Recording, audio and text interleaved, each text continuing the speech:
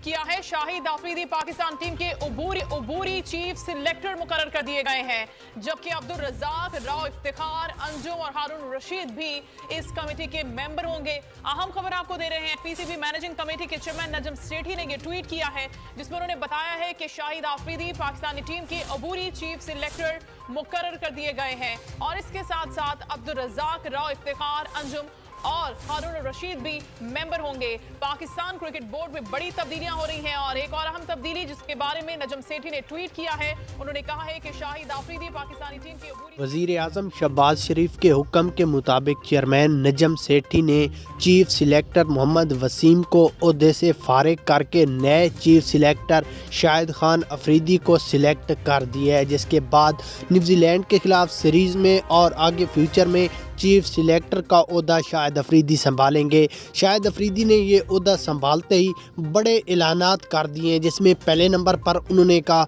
कि मैं पाकिस्तान टीम की सिलेक्शन पर पहली तब्दीली मोहम्मद आमिर की करूंगा और उसके बाद जो भी तब्दीलियां करना होंगी वो हम सबसे पहले तब्दीलियां करेंगे, टीम को अच्छी कारकर्दगी दिखाकर टीम को नंबर 1 बनाएंगे। क्या शाहिद अफरीदी के ये फैसले दुरुस्त हैं या नहीं?